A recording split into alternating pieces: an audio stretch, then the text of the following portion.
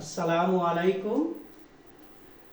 SSC পরীক্ষার্থী 2025 সালের সাধারণ গণিত সম্বন্ধে আমি তোমাদেরকে একটু প্রাথমিক ধারণা দিতে চাচ্ছি। তোমাদের আর মাত্র 90 দিন বাকি। তোমরা হয়তো সবাই রুটিনটা পেয়ে গেছো। তোমাদের পরীক্ষা শুরু 10/4/2025-এ, তাহলে আর মাত্র 90 দিন বাকি। বিধায় এই অল্প সময়ের মধ্যে আমরা কিভাবে A+ পেতে পারি আমি তোমাদেরকে একটু ধারণা দিচ্ছি।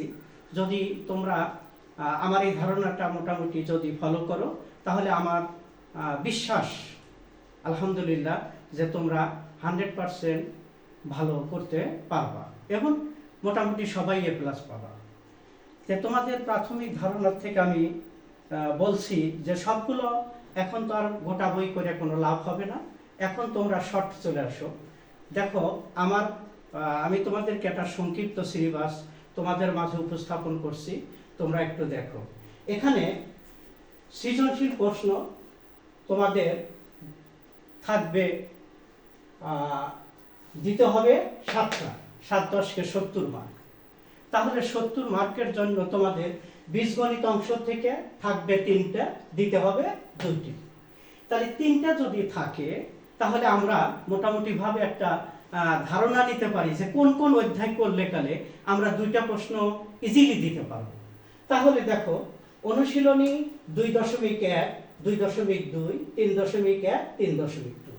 তাহলে এই 4টা অধ্যায় যদি আমরা করি তাহলে আমরা এখান থেকে হয়তো 2টাও সৃজনশীল পেতে পারি, অথবা একটা তো পাবো। একটা পাবো মাস্ট, একটা যে পাবো এটা মাস্ট।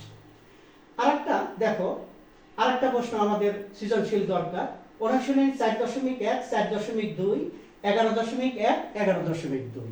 তাহলে এখানে অধ্যায় আছে দিছি 4টা, 4.1, 4.2, 11.1, 11.2। এই 4টা অধ্যায় থেকে যদি তোমরা সৃজনশীল করো তাহলে এখান থেকে একটা পাবা শিওর। আর আরেকটা প্রশ্ন একটু বেশি রাখা ভালো, কারণ যত বেশি রাখবা ততই ভালো।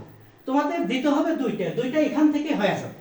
তারপরে আমি আরেকটু বেশি করার জন্য, ভালো রেজাল্ট করার জন্য আরেকটা অনুশীলনী একটু বেশি করো, যেমন 12.2, 13.1, 13.2। তাহলে এখান থেকে পাবা একটা। তাহলে আমাদের 2টা সৃজনশীল বীজগণিত থেকে দেওয়া। তাহলে আমাদের টোটাল এই অনুশীলনীর থেকে যারা মোটামুটি ভাবে যে আরো আমরা কম লেখাপড়া করব, অল্প সময়ের মধ্যে বেশি মার্ক পাবো, তাহলে দেব 3.1, 3.2, আর 4.2, 11.1, 11.2। যদি এই কয়েকটা অধ্যায় করো তাহলেও মোটামুটি ভাবে তোমরা শিওর দিতে পারো যে 2টা সৃজনশীল দিতে পারো। আসি আমরা এখন জ্যামিতি অংশ থেকে। জ্যামিতি অংশে প্রশ্ন থাকবে 3টা, দিতে হবে 2টা। তাহলে 2টা প্রশ্ন দিতে হলে আমাদের অধ্যায় আগে চয়েস করে নিতে হবে। অধ্যায় আমরা 6-এ চলে গেলাম। তাহলে 6 থেকে 6.2, 6.3, অর্থাৎ এই 2টা অনুশীলনী করলে কালে আমার বিশ্বাস যেখানে একটা আমরা পেয়ে যাচ্ছি। তারপর আসো অধ্যায় 8, 8.1, 8.2, 8.4। এখানে 3টা অধ্যায় দিছি। 3টা অধ্যায় করলে কালে এখানেও তোমরা পেয়ে যাচ্ছ একটা, অথবা বেশি হইতে পারে, 2টাও পাওয়া যেতে পারে। যেমন সম্পাদ্যতে 8, 9, 10, 11। দেখো, এই যদি এই 8, 9, 10, 11 এখানে এই 4টা করলে কালে এখানে একটা সৃজনশীল পেয়ে যাবো। তাহলে আমাদের এখানে সৃজনশীল দিতে হবে 2টা। দেখো, মোটামুটি ভাবে আমি যে ধারণা দিছি তাতে 3টেই হয়ে যাচ্ছে, একটু বেশি থাকা ভালো।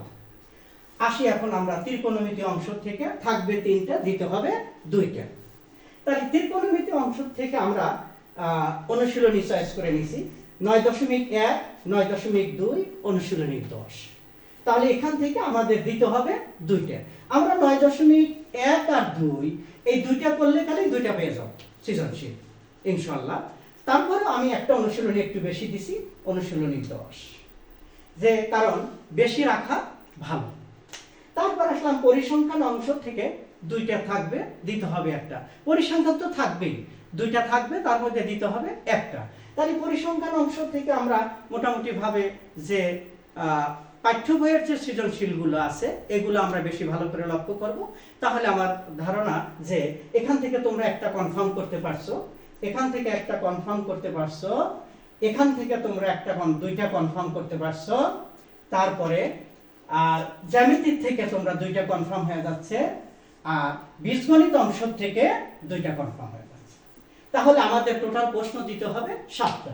তাহলে 2, 2 4, 2 6 আর 1 7।